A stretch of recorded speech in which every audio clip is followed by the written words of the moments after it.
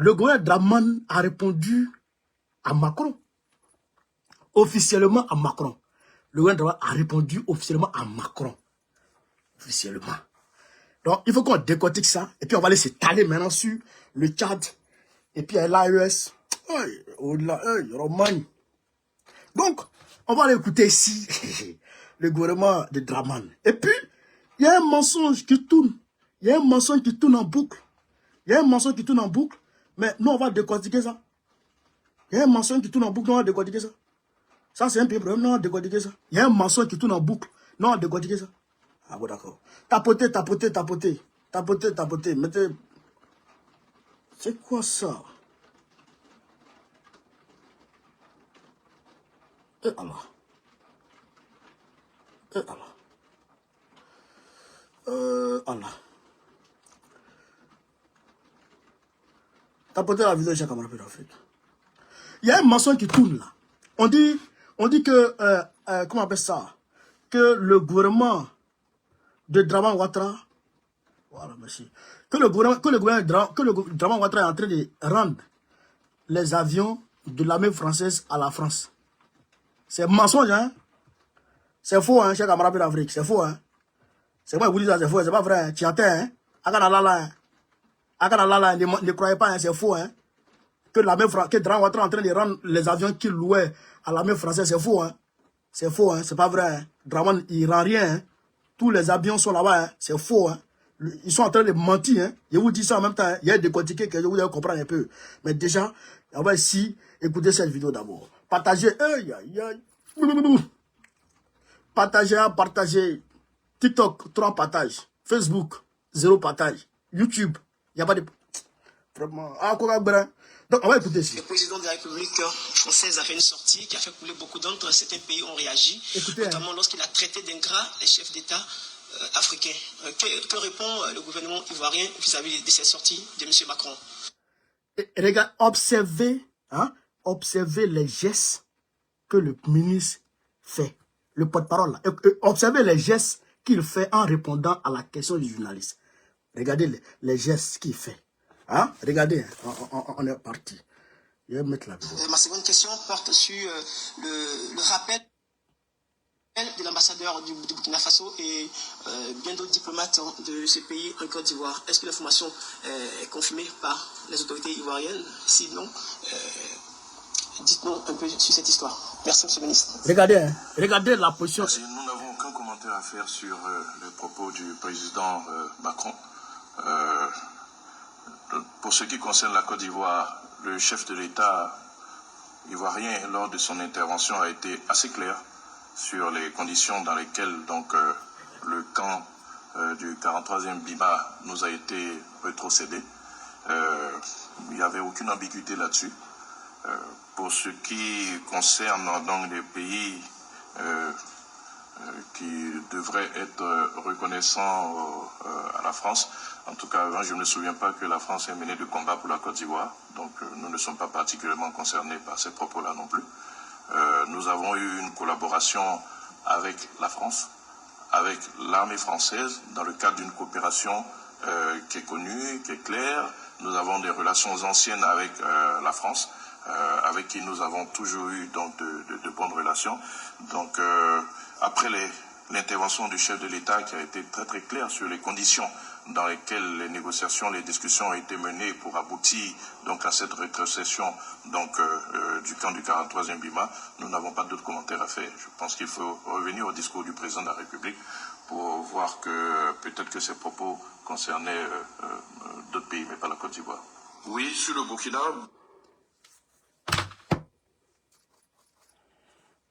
Là, Daniel, vous avez vu comment il fait.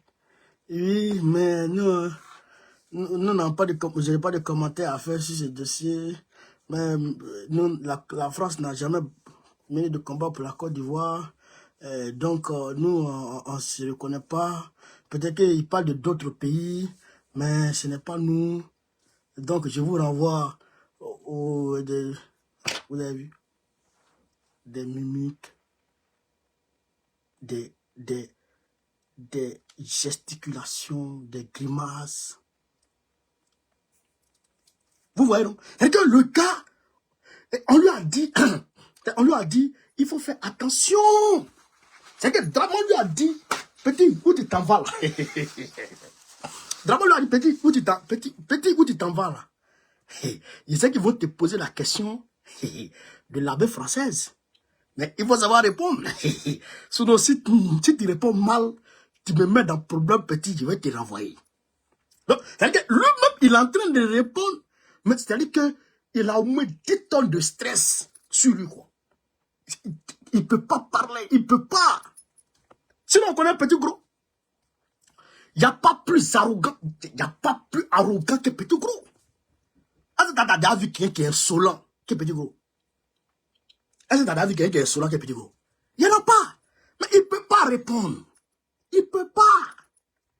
Vous avez vu le Sénégal? Le Sénégal était clair. Le Sénégal, c'est une décision souveraine du Sénégal. C'est une décision souveraine du Sénégal. C'est une décision souveraine du Sénégal. Macron se trompe. Le Tchad a dit pareil. Depuis que Kalume est sorti pour dire ça. Ben, pour dire Macron, ce que Macron a dit là, ça frise le mépris pour l'Afrique et les Africains. Donc, Macron a qu'à se calmer. Claire. Ça, c'est les propos guerriers. C'est-à-dire que toi, tu es engagé dans la voie du panafricanisme, de la souveraineté. Mais ça, là, il ne peut pas répondre. Attends, c'est qu'il répond. Mais s'il répond d'une manière, Macron va se fâcher, il va appeler Draman. Draman va se fâcher, il va le renvoyer. Donc, lui-même, il joue son poste. Là, il joue son poste. Donc, il ne peut pas parler. Sinon, comment un homme peut dire l'armée française n'a pas mené de combat?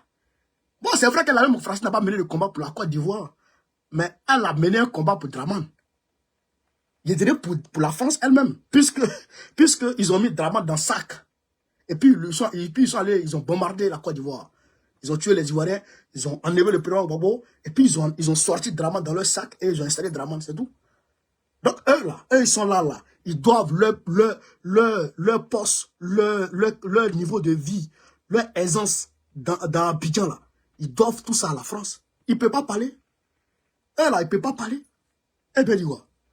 Vous êtes un produit de la France. Vous tous, vous êtes là grâce à la France. Et c'est la France qui vous maintient.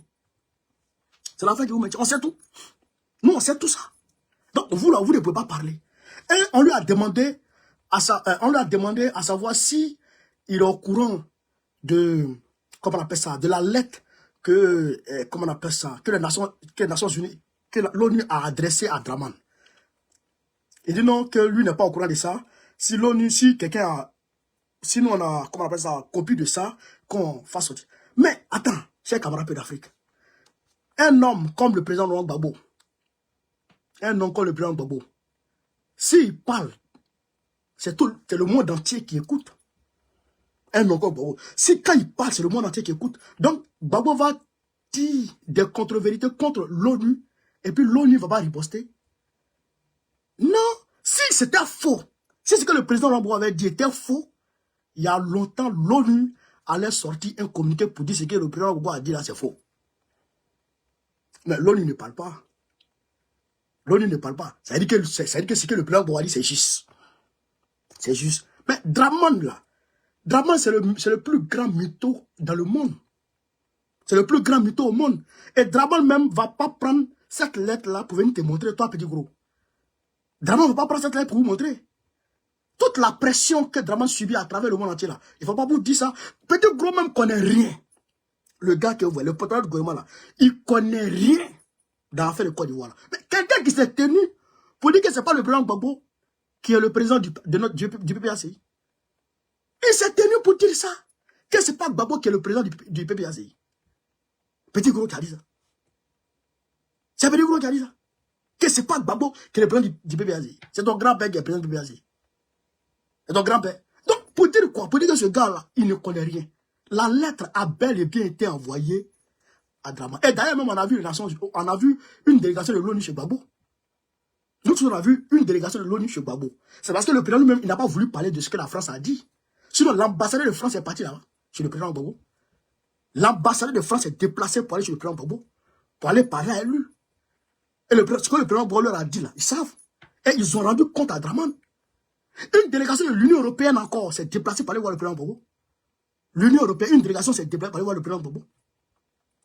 Mais cette délégation, elle est partie chez Dramane aussi. Elle sait ce que le président Gbagbo lui a dit. Est-ce que vous comprenez? Donc ça là, ce que le président Gbagbo a dit là, c'est ça qui est la vérité. C'est-à-dire qu'il n'y a même pas de doute. L'ONU leur a écrit. Mais l'ONU ils vont venir. Vous pouvez leur dire, on t'a dit de mettre. Ça arrive. Très bientôt. Voilà, ça arrive très bientôt. Donc, c'est camarades d'Afrique. Au-delà de ça, voilà. Donc, je vous disais tantôt que les mensonges qui circulent sur les réseaux sociaux à travers Africa Intelligence, qui dit que Dramane Ouattara, la Côte d'Ivoire est en train de rétrocéder, en train de se débarrasser, se défaire des avions, en train de rendre les hélicoptères de la France qu'elle utilisait à la France elle-même, c'est faux. Je vous dis, écoutez très bien, c'est faux. La Côte d'Ivoire ne rend rien à personne. Puisque la Côte d'Ivoire qui est là, Dramane qui est là, ne décide de rien. La sécurité de la Côte d'Ivoire, ce n'est pas les Ivoiriens qui assurent ça.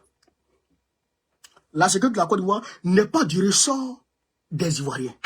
Ce n'est pas du ressort des Dramane. Ce n'est pas lui qui assure la sécurité de la Côte d'Ivoire. C'est les Français qui assurent la sécurité de la Côte d'Ivoire actuellement.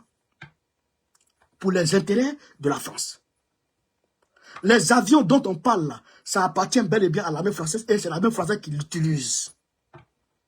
C'est ça qui est la vérité. Tout ce qui va venir après ça là, c'est deuil. Tout ça, c'est la poudre de prêle-pépin. Pourquoi François Compaoré est resté en Côte d'Ivoire? On dit non, la France lui a refusé un visa. C'est faux. C'est faux. C'est de la poudre aux yeux. La France n'a refusé rien à personne. C'est une stratégie pour maintenir François Compaoré à Abidjan.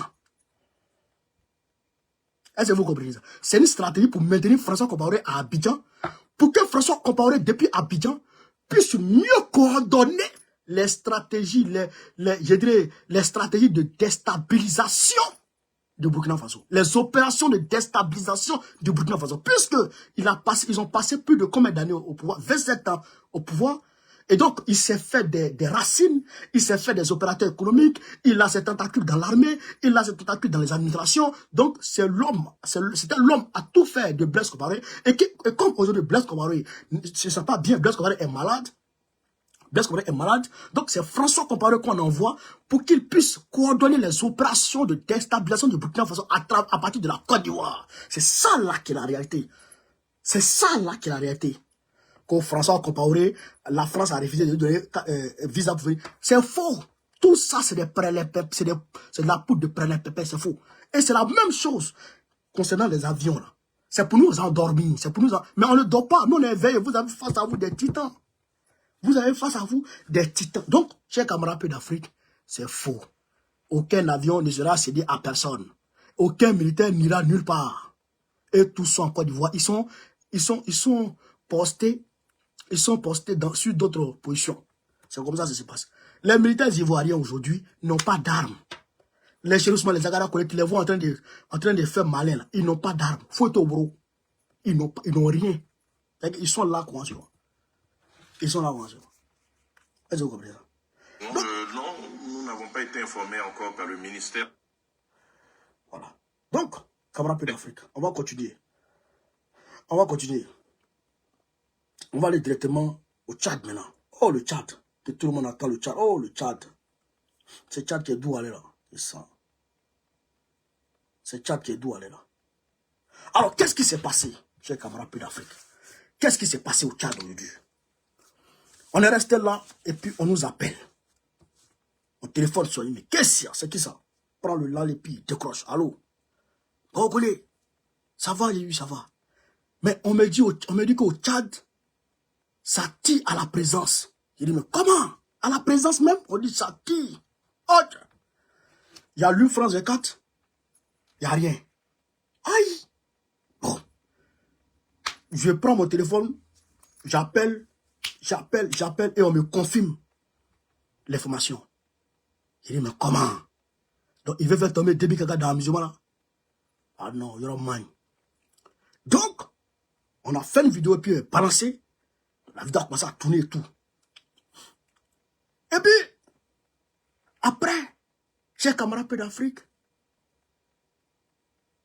on nous dit que la situation est sous contrôle. J'ai dit, mais comment ça? Si la situation est sous contrôle, il faut me montrer des preuves. Et on m'envoie les vidéos. Les vidéos. Des gars qui sont attachés comme ça. Les militaires tchadiens, c'est pas bon. Ils les ont attachés comme ça. Ils ont déjà, beaucoup sont à terre. Des dizaines sont à terre. Ils ont déjà et tous. Il dit, ouais, les militaires tchadiens ont fait travail. Mais, il dit, mais qui a attaqué? Qui a attaqué? On dit non, c'est Boko Haram. Aïe!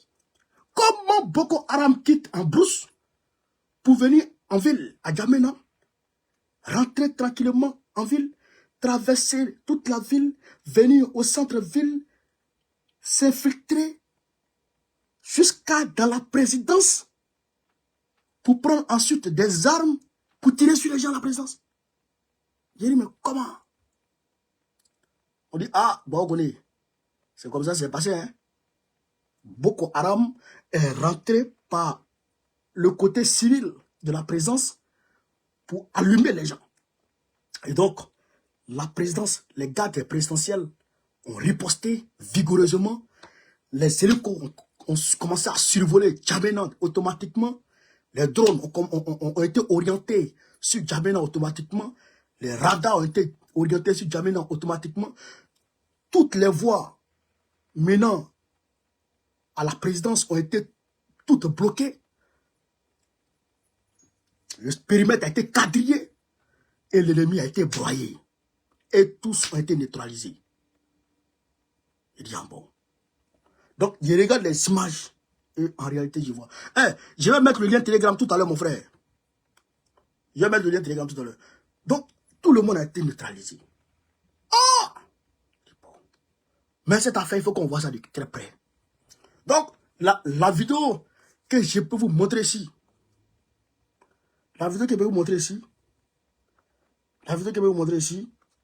c'est la vidéo du ministre de la Défense, non, du ministre des Affaires étrangères du Tchad. Voici la vidéo aussi. Écoutez ça là.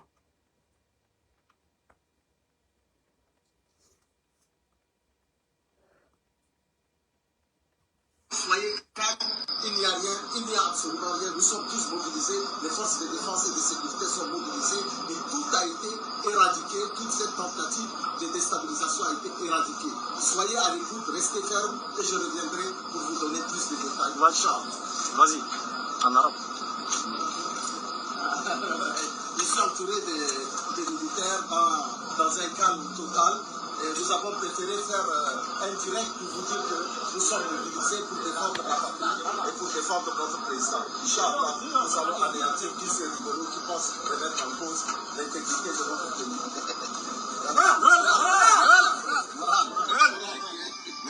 Voilà. Donc, pour dire que la situation est sous contrôle. La situation est sous contrôle. Est-ce que vous comprenez ça? Chers camarades d'Afrique. Mais, moi je me pose la question. Comment Boko Haram, qui opère en brousse, Boko Haram c'est des bouviers, hein? C'est des chasseurs de bœufs, les bouviers, les vendeurs de lait de vache, qu'on va ramasser un peu en brousse un peu. On leur apprend à tirer, on leur donne armes. Ils sont devenus terreau. Bon, des gens comme ça, comment ils vont échafauder des stratégies de pointe comme ça? Comment? Des illettrés notoires, des bouviers, je dirais, oh, contestez ça rapidement là.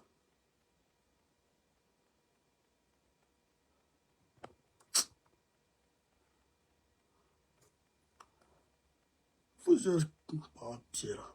Comment ça?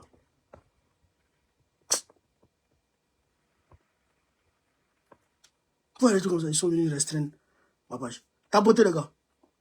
Donc, qu'est-ce qui se passe? J'ai dit non, mais comment ces bouviers-là peuvent échafauder ces stratégies? C'est faux. Ce n'est pas eux qui ont échafaudé ces stratégies. Il y a des ennemis internes au sein de la présidence. Parce que Déby Kaka l'avait dit. Il dit, la voie que nous avons prise là, il faut qu'on s'attende à des ennemis internes comme des ennemis externes qui vont se mettre ensemble pour venir nous attaquer. Déby Kaka l'a dit. Donc, sûrement, c'est ces ennemis-là qui sont mis ensemble pour venir attaquer. Mais comment ils attaquent? Ils vont trouver des gars à l'intérieur et ils vont échafauder les stratégies. Mais qui renseigne? Qui donne les armes? On va revenir dans le temps. Parce que le président Tiani avait dit ça. Le président Tiani avait dit qu'en réalité, les gens de Boko Haram qui ont attaqué le camp militaire tchadien où il y a eu plus de 40 morts, eh bien, que ces gens-là avaient reçu déjà la visite de l'armée française au Tchad et qu'ils ont été financés. Et qu'ils ont été financés par le Tchad et par la France.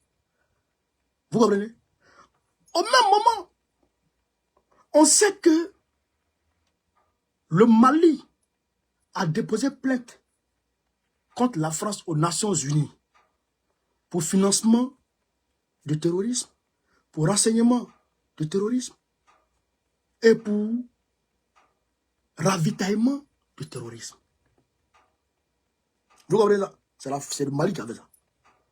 Mais cette plainte-là, la France n'a jamais répondu à cette plainte. D'ailleurs, elle a posé son veto pour ne pas que cette plainte-là soit un jour à l'ordre du jour au niveau du Conseil de sécurité des Nations Unies.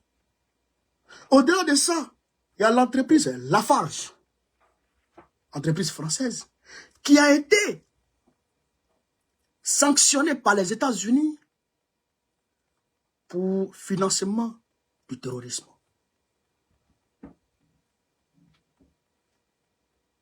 Vous comprenez ça? Pour financement du terrorisme. Ça veut dire quoi?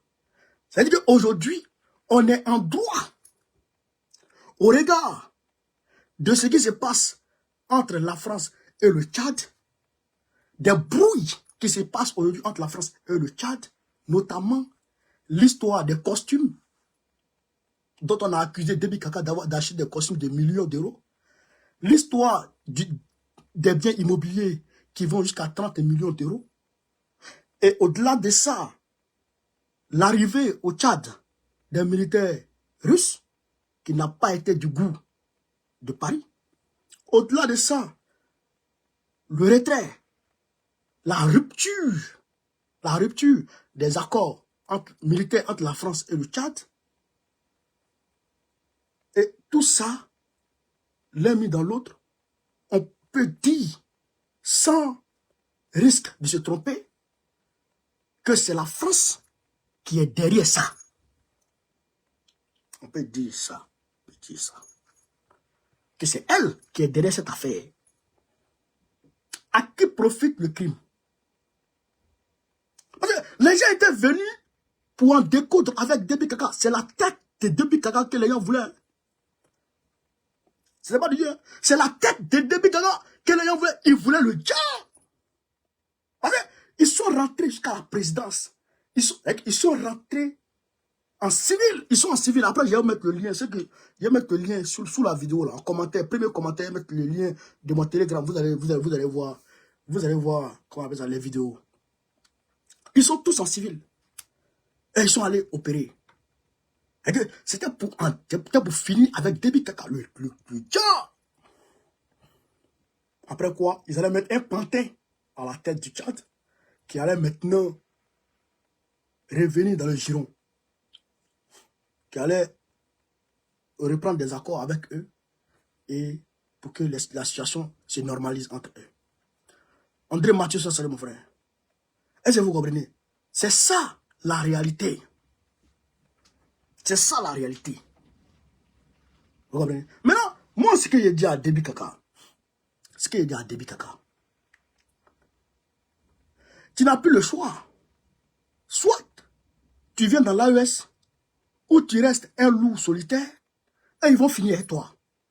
Parce que aujourd'hui, les gens là sont devenus comme des lions blessés. Ils sont devenus comme des lions blessés. Vous comprenez ça? Ils sont acculés à tous les niveaux. Partout. Ils sont acculés partout. Donc, alors que c'est une question existentielle pour eux.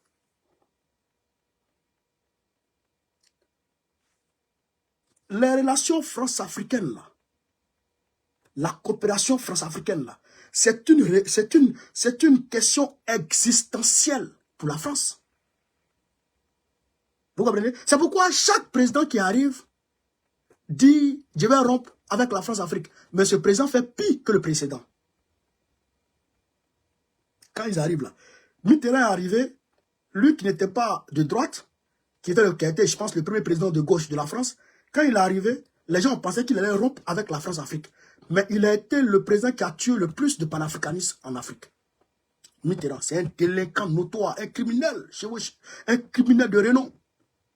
C'est un délinquant. C'est lui qui a fini avec Thomas Sankara. Les Houphouët-Boigny tout seul. C'est lui qui les a dit. Bon, Houphouët-Boigny, bon, vers la fin de sa vie, lui était devenu presque panafricaniste. Mais c'est lui qui a fini avec tout cela. Jacques Chirac, quand il arrive, Jacques Chirac devient pire. C'est lui qui a détruit Bouaké, Abidjan, la Côte d'Ivoire, qui a détruit l'économie du Gabon aussi. Jacques Chirac était un délinquant aussi de son côté. Après Sarkozy, on n'en parle pas. François Hollande est venu, lui, c'est vrai que c'est lui qui a envoyé les terroristes au Mali. François Hollande. C'est lui qui a envoyé les terroristes au Mali, dans le Sahel. Bon, le même François Hollande, lui, il est parti. Macron est devenu pire. Est-ce que vous comprenez? Donc, c'est une question existentielle. S'ils perdent l'Afrique, ils vont dégringoler.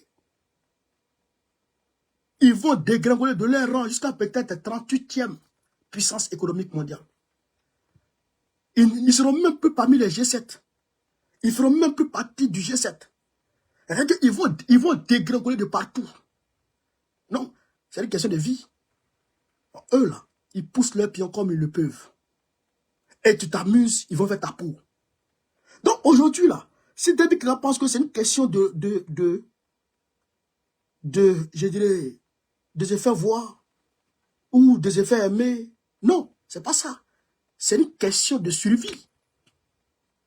C'est une question de survie parce que là, c'est un combat que tu engages. Et ce combat-là, dans un combat, tu peux perdre ou gagner. Mais si tu joues les beaux gosses dans l'arène, mais ton adversaire va te mettre un KO. Tu montes pour gagner. Donc aujourd'hui, pour gagner, Macron le disait, il appelle l'Union européenne à se mettre ensemble et à renforcer leur capacité militaire. Parce qu'aujourd'hui, les États-Unis ne les calculent même plus. Trump, aujourd'hui, là, quand il a fait sa conférence de presse, là, mais Trump n'est pas prêt, il vient pour se venger. Il a demandé aux membres de l'OTAN de payer 5%, de donner 5% de leur PIB chaque année pour faire vivre l'OTAN. Celui qui ne paye pas, s'il gagne par là, lui ne vient pas là-bas. Au-delà de ça, il dit qu'il va envahir le Canada pour que le Canada devienne le 58e État. Le 58e État des États, le 51e État, pardon. Le 51e État des États-Unis. Vous comprenez ça? Il y a un autre coin là-bas aussi, là. J'ai oublié le pays, là. Et il va envahir ça encore, aux États-Unis, là-bas. Sur le continent américain, là-bas. Est-ce que vous comprenez ça? Donc, Trump, il n'est pas là pour s'amuser. Voilà, le Panama, le canal de Panama. Merci beaucoup, Vierge Énergie. Le canal de Panama. Il dit, il va envahir ça. Mais son fils même est là-bas au Panama aujourd'hui. Son fils est allé là-bas.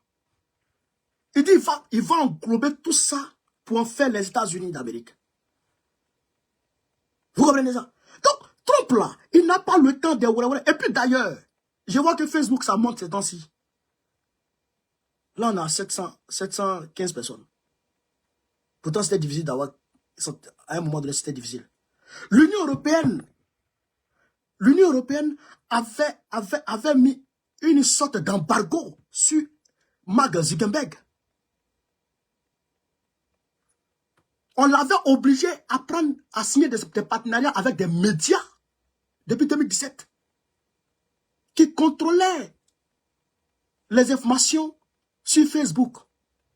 Donc, c'est que ces médias-là, certains médias français comme AIB et puis d'autres médias qui recevaient par an près de 200 000 euros. Ces médias-là, quand ils mettent des informations qui ne les arrangent pas, ils coupent ta page. Moi, ma page, l'Afrique d'abord, avec 240 000 abonnés. Avec 240 000 abonnés monétisés, attention, monétisés. Ils ont mis bombe dedans. C'est pourquoi vous voyez, j'ai beaucoup de pages Facebook là. C'est pour les contourner. Parce qu'ils bloquent ici, je crée d'autres. Ils bloquent là, je crée d'autres. Mais aujourd'hui, Mark Zuckerberg a annoncé la rupture de cet accord. Il dit, il rompt avec tout le monde. Tout le monde peut publier ce qu'il veut maintenant. C'est lui qui contrôle. Si c'est vrai, si c'est faux, c'est bon. C'est pourquoi vous n'allez pas dire sur X. Il y a des informations là, tu mets sur X, il n'y a pas de drap. Je veux dire, ancien Twitter, tu mets là-bas, il n'y a pas de drap. Mais quand tu mets sur Facebook là, on t'allume. On dit, tu es un complotiste. C'est qu'il faut aller dans le sens. Donc, aujourd'hui, Mark Zuckerberg a rompu cet accord. Et je vois les Européens qui bavardent pour dire non, ils ne vont pas accepter ça. Vous n'allez pas accepter. On va voir si vous n'allez pas accepter. On va voir si vous n'allez pas accepter. Dites à Facebook de quitter l'Union européenne. Si vous êtes des garçons, là, si vous êtes des vrais hommes, chassez Facebook de là. Chassez Facebook de l'Union européenne. Si Trump vous a pas tué, appelez-moi chien. Ils ne peuvent pas. On se rappelle ici, en 2019, là. Macron a voulu taxer les entreprises américaines. Il a appelé ça la taxe GAFA. La taxe GAFA. Donc il voulait taxer que les entreprises américaines. Trump l'a appelé. Il dit, Macron, tu dis quoi? Tu veux taxer? Il dit oui. Il dit, bon, ton vin là, je taxe à 100%. Le vin français. Macron a dit non, pardon, il ne taxe plus. Taxer? Vous allez voir. Donc aujourd'hui là, Mark Zuckerberg, il est à l'aise. Il dépensait des millions d'euros par an. Des millions d'euros par an pour ces contrôles bidons là. Et qui nous empêchaient, nous autres, de nous exprimer. Mais aujourd'hui, grâce à Dieu, TikTok là. D'ailleurs, même chers camarades, je voudrais vous remercier. On a atteint la barre de 1 million d'abonnés sur TikTok. En l'espace d'un an. En l'espace d'un an, on a atteint les 1 million d'abonnés sur TikTok. Alors que si Facebook était cohérent, qu'il n'avait pas embêté le monsieur, aujourd'hui, bon, on connaît au moins à 2 millions d'abonnés sur Facebook. Ils vont bloquer ta page aujourd'hui. Demain, ils vont débloquer. Ils vont débloquer 6 mois après. Souvent même 1 an après. Il y en a même qui ont renoncé à leur page Facebook. Mais regardez, ceux qui sont aux États-Unis, ils sont plus à l'aise que nous qui sommes ici dans l'Union européenne. Et que la politique de l'Union européenne est une politique nauséeuse par rapport à la communication. Ils veulent empêcher tout le monde de parler. C'est un seul qui peut parler. Quand tu parles un peu complotiste, leur raison est la vraie raison. Eux, là, leur raison, c'est ça qui est la raison. Toi, tu n'as pas raison. Tu as raison, tu n'as pas raison. Donc aujourd'hui, en plus de leur débâcle en Afrique, Trump n'est pas là pour les aider. Donc, l'Union européenne est en chute libre. En chute libre. Ils vont fatal à coup sûr. Donc, Déby Kaka ne doit pas s'amuser. C'est des lions blessés. S'ils t'ont gagné, ils vont te dévorer. Donc, il faut que tu te lèves. Il faut que tu te lèves. Que tu rejoignes très rapidement Il faut rejoindre très rapidement l'AES. Très rapidement. Hélico presso. Il faut faire ta demande. Tu vas intégrer l'AES très rapidement. Et puis, tu seras en sécurité. D'accord. Voilà. Alors, comme je l'avais prédit, j'ai fait 2 vidéos là-dessus pour demander au capitaine Ibrahim Traoré, non, John Mahama, de parler avec le capitaine Ibrahim Traoré et de faire en sorte de pouvoir construire le chemin de fer Ouagadougou-Accra. Parce que moi-même là, je vais bientôt à Ouagadougou. Je vais bientôt dans le Sahel. Bientôt, je vais dans l'AES. Pour aller m'installer, hein. Bon, pas pour aller m'installer, mais pour aller faire business. Parce qu'on va prendre Abidjan. On va prendre la Côte d'Ivoire. On va libérer la Côte d'Ivoire bientôt. On va chasser Draman. Donc, on va faire business dans la sous-région. Donc, mais dans l'AES. Donc, pour que le business fleurisse, il faut que le port d'Accra, ça soit ouvert. Il faut que le chemin de fer Accra, Ouagadougou, soit ouvert. Le président du Faso, le capitaine Ibrahim Traoré, s'est entretenu avec le nouveau président John Dramani Mahama à l'issue de son investiture le mardi 7 janvier 2027. Dans cette vidéo, le président ghanéen exprime sa solidarité au peuple burkinabé et évoque un nouvel élan dans les relations entre son pays et le Burkina Faso. Le voici ici. Le voyons. Voilà. Le voici. Ça, c'est pas l'investiture, hein. Voilà. Donc, ils se sont bel et bien entretenus. Voilà. Aux grandes dames de Fon Yassimbe. Tu penses que on va rechercher ton port là. On ne veut pas rechercher ton port. Toi, un mauvais gars comme ça. Fon Yassimbe. Un homme qui marche son peuple, qui considère son peuple comme des cobayes.